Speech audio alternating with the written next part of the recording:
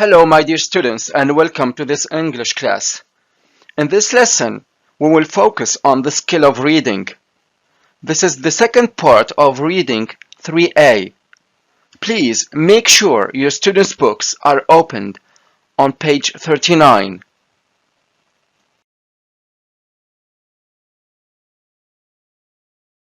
Let's first have a look at the objectives of this lesson. Number 1. Complete timelines with the correct information from the texts. Number 2. Identify the features that apply to the texts. And number 3. Identify the meanings of words. Before starting our lesson, I'd like to ask you a question. With reference to the previous lesson, do you still remember who are these people? I'll give you some clues. 1928, 1990, India, London. So who can tell me, what's the name of the old man? Good. His name is Abdul Sattar Ed. He was born in India on the 28th of February, 1928. What about this young man? Good. His name is Salman Singh. He was born in 1990 and raised on the outskirts of London.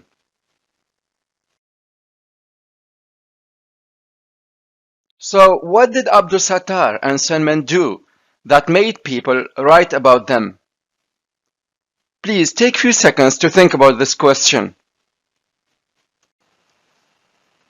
Well, they both devoted themselves for the well-being of others. Let's take Abdul Sattar, for example. Do you still remember what did he establish in Pakistan? What did he do for the orphans? How did he collect money? Well, Abdul Sattar established the largest welfare organization in Pakistan. He established an orphanage for the children who lost their parents. He collected money by begging in the streets.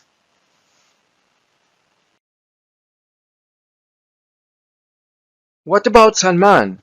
What did he do? Who did he help and how?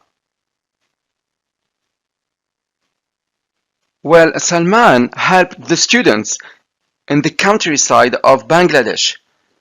He gained experience from his work with UNESCO as fundraising coordinator. He is now operating 3 floating schools which can reach students even during the rainy season. The sequence of events of a person is the information of this person's family, childhood, educational background, personal life, and career. In the following activity, exercise D, page 39, we will look at the timelines and complete them with the correct information about Abdul Sattar Ed and Salman Singh. Here, we will use the points from activity C to complete the timeline below. Write numbers 1 to 12 in the boxes provided. Stop the video and do the task.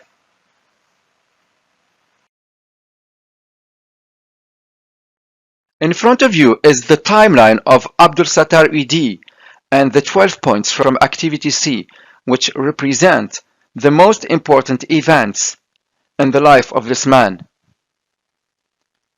Together, let's complete the sequence of events of Abdul Sattar Ed.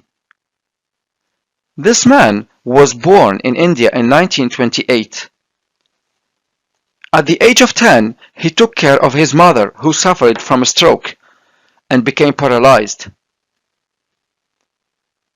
He moved to Karachi, Pakistan in 1947 after the death of his mother. In Pakistan, he established the largest welfare organization. Abdul Sattar begged in the street. With the money he received, he bought an ambulance, which he drove himself. His charitable works became bigger and bigger. He established an orphanage, which is a home for children who lost their parents. Abdul Sattar died in 2016. Upon his death, the Pakistani Prime Minister said, "We have lost a great servant of humanity."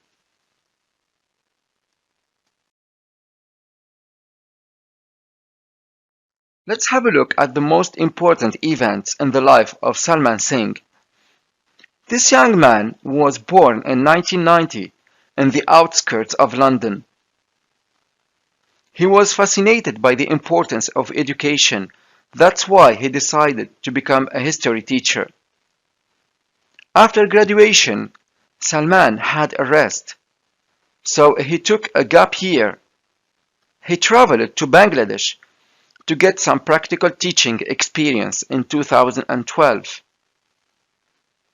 Salman moved to New York and enrolled in New York University.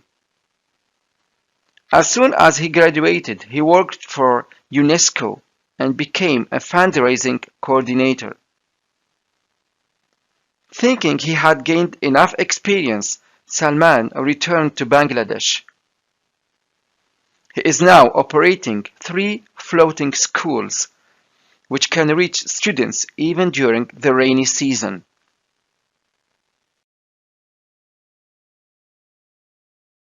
Live and help live. My career, my calling. These 2 texts are written by 2 different authors. Text 1 is a biography, which means that the writer is writing about somebody other than himself or herself, and that he or she is writing in the third person. Text 2 is an autobiography, which means that the writer is writing about himself or herself and is writing in the first person. Each of the 2 texts is characterized by features that are obvious in the style of writing. In exercise E, page 39, we will choose the statements or the features that apply to each text. Write T1 for text 1, T2 for text 2, and B for both texts. Please stop the video and do the task. Have some minutes to do it.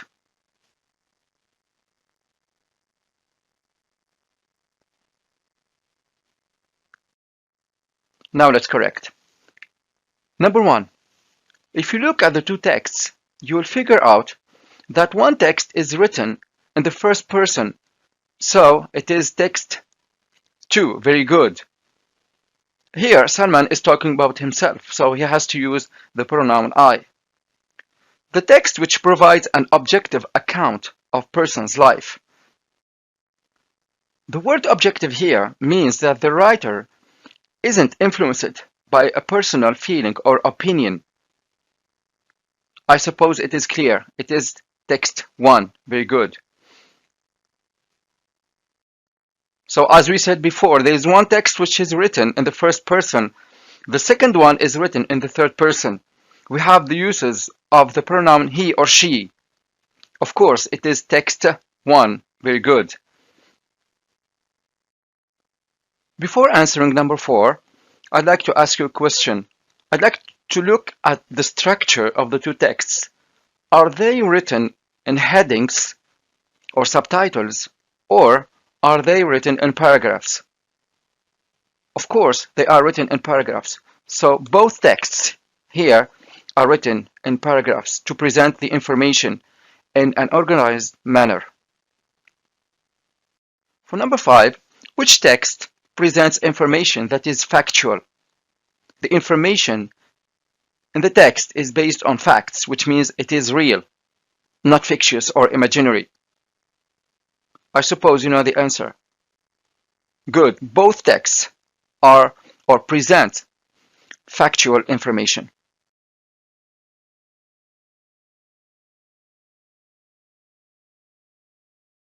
For statement number 6, who can tell me if the events are in the order in which they were experienced or not? The answer is yes, the events are in order. So both texts present the events in the order in which they were experienced. Which text is subjective and presents the personal perspective and opinion of the person? The word subjective is opposite to the word objective. which means that the author or the writer is influenced by personal feelings and opinions. I suppose you know the answer. It is text 2 about Salman Singh. Good. If I tell you 1928, 1947, 1990, what does this mean? Here we are talking about dates and time references.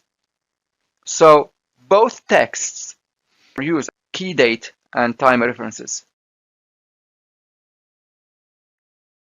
When reading the texts, you come across phrases like I'd gained, I'd never seen, I consider myself lucky, as for the future. Which language is used here? Is it formal or informal? When we use short form, yes, it is informal language. Very good. So which text uses here informal writing? Text 2. Excellent. Very good. The last one, the text which could feature an encyclopedia. The text which could be found in an encyclopedia. It is text 1. Very good. About Abdul Sattar Edi.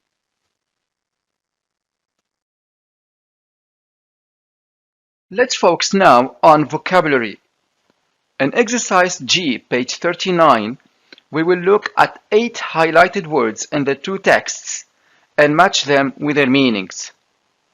Please stop the video and do the task. Now let's correct. Number 1, devote. In text 1, Abdul Sattar Edi devoted 8 years of his life to take care of his mother. The word devote means D. Excellent. To give all of one's time and effort to something. Welfare. It means H. Perfect. Concerned with the general health and happiness of people. Orphanage. C. A home for children without parents. Number 4. Guardian. In text 1, Abdul Sattar Edi was the legal guardian of over 20,000 orphans.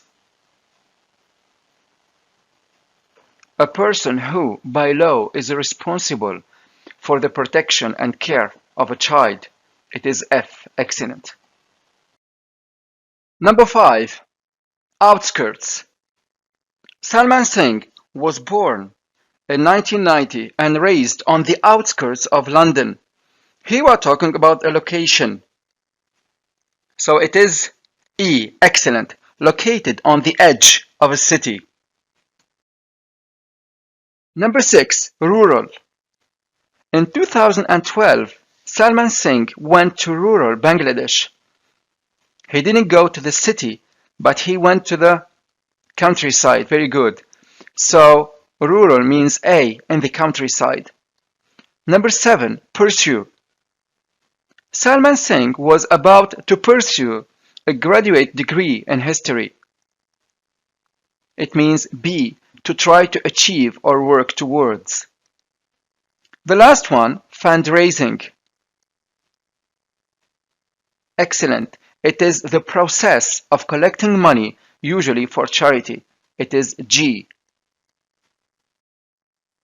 Devote, welfare, fundraising, and other words used in the texts refer us to the opening of Module 3 entitled Human Nature. Abdul Sattar Edi and Salman Singh are good examples of people who devoted their lives to the service of humans. Are they born to be so or learned to become so? According to you, what influences a person's personality more? Is it nature or nurture? To be able to respond to this question, we need to clarify the difference between nature and nurture. When you look, for example, at the color of your eyes or the color of your skin, and you see it is similar, to that of your father or mother. In that case, we are talking about genetic and hereditary factors. The same with personality. Nature here refers to the characteristics that we are born with, which means the genes and hereditary factors that influence who we are, from our physical appearance to our personality characteristics. Whereas for nurture, it should be the opposite. Nurture here refers to the environmental variables that impact who we are, including our early childhood experiences, how we were raised, and our social relationships. Having said that, the virtues of Abdul Sattar Edi and Salman Singh were probably natural, but certainly influenced by their parents. Look at this question. How do you think both Abdul Sattar Edi's and Salman Singh's attitudes toward helping others were influenced by their parents? In exercise F, page 39, you will provide a written response to this question in your own words. You may use information from the texts to support your answer. Stop the video and do the task. Let's start first with Abdul Sattar. Charity was part of his life. His mother taught him the importance of charity when he was a child. She would give him 1 paisa coin for his lunch and another one to give to a beggar or child in need. What about Salman Singh? In fact, his parents made him believe in the importance of education. That's why he dreamed that every child will be able to experience the joy of learning and discovery that only education can offer. How do you think both Abdul Sattar Edi's and Salman Singh's attitudes towards helping others were influenced by their parents? At the beginning of each of the two texts, you can note to what extent the parents of both individuals had an impact on the lives of their children. So both individuals are proof that nurture, which is the immediate environment, upbringing, and life experiences of a person, can influence the course of one's life. Thanks to their qualities, natural and nurtured, Abdul Sattar Edi and Salman Singh became famous and had an impact on the lives of thousands of people. I am sure that there are qualities in one of your friends or a family member that you are fascinated with. So, according to you, what kinds of qualities do you consider important in other people? Please take a few seconds to think about this question. There are many qualities, but we will discuss some of them. We are all attracted by the person who is reliable, and he or she keeps his or her promises. The quality we are talking about here is excellent, being trustworthy. Very good. Can you tell me what do you call the friend who is strong, who is always showing strength and courage? He's brave. Excellent. Very good. Yes. Another quality is being motivating. We all like being encouraged by others to do our best and to take chances.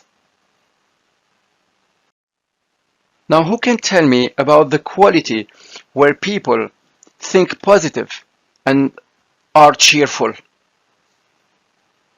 Good. It's being optimistic. Optimism. Now it's your turn to think about other qualities.